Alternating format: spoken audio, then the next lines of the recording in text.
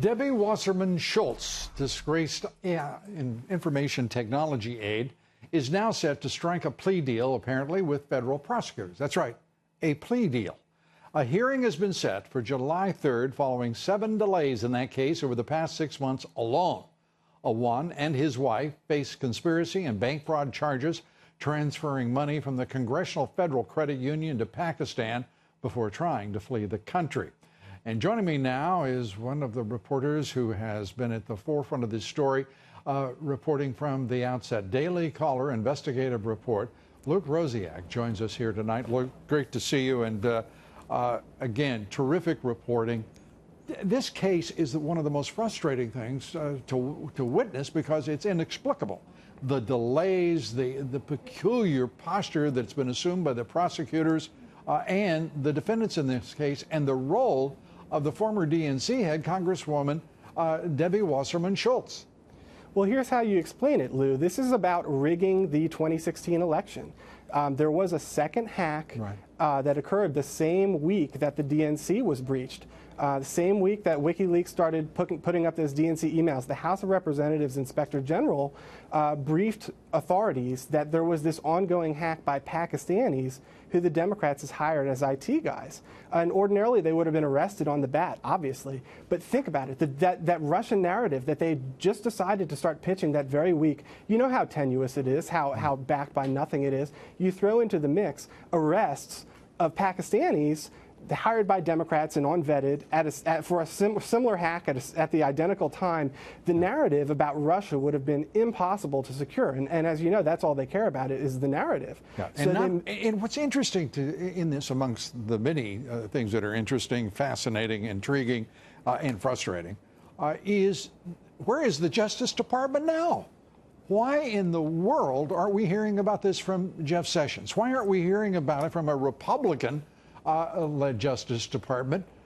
And where in the world is Debbie Wasserman Schultz, and how has she been given immunity? Is Awan somehow, has he been in some way co-opted by forces that are dark and sinister in the deep state? What is going on? What it is that the handling of this case disproves the entire Russian narrative. Democrats don't care about hacking. They don't care about foreign meddling. What they did in this case is decide to knowingly allow the United States government to be hacked by Pakistanis for 6 months until right after the election so that they could peddle a phony Russian narrative. That we know that they would go to any lengths to smear Donald Trump with this Russian narrative, but this is worse than we ever could have imagined. What the Democrats did here is treason. They allowed the United States to continuously be hacked by these bad guys so that they could spin this Russian narrative, because you couldn't have it both ways. If they arrested these guys, it's all over the media, and say bye-bye to any Russian narrative. At that point, it just becomes ridiculous for the Democrats. Fool me once, shame on you. Fool me 10 times, shame on the Democrats for being completely negligent with their IT getting hacked again and again due to their extreme negligence. This is by unvetted Muslims who came over through chain migration. This would have been the October surprise that would have ensured a victory by Donald Trump, and the House of Representatives withheld that knowledge from voters and Debbie put Wasserman the Schultz nation at risk in the process. And Debbie Wasserman Schultz, at the forefront of it all, as the person who also made it possible, because she was in charge for the Russians, quote unquote, to hack the DNC servers and somehow convince the FBI that they should not bother the DNC with a little matter of national security, like having their servers hacked. Everyone, by the way, when you heard Luke say that they were unvetted, not a single one of the 44 House Democrats who hired these Pakistani IT aides, not a one of them conducted background checks on the folks who were basically running a ghost employee scheme. And we're going to be following it, and I would like, Luke, very much if you would join us here to tell us what's going on with this case.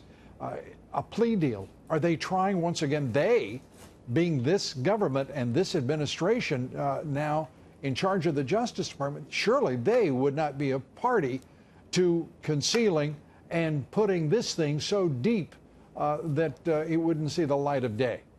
No, they are. The DOJ under Jeff Sessions is covering up a scandal that exposes the entire Russian narrative as a hoax. It is within Jeff Sessions' power to demolish this Russian narrative once and for all, charge the Pakistanis with hacking Congress and exposing Democrats' hypocrisy and negligence. He has a list of witnesses, and his FBI is refusing to interview them. We've got the FBI refusing to accept evidence from witnesses. The evidence in this, they talk about, is it bank fraud, is it this or that? They have all the goods. It's in the server logs. This case is open and shut, and Jeff Sessions is refusing to bring the charges.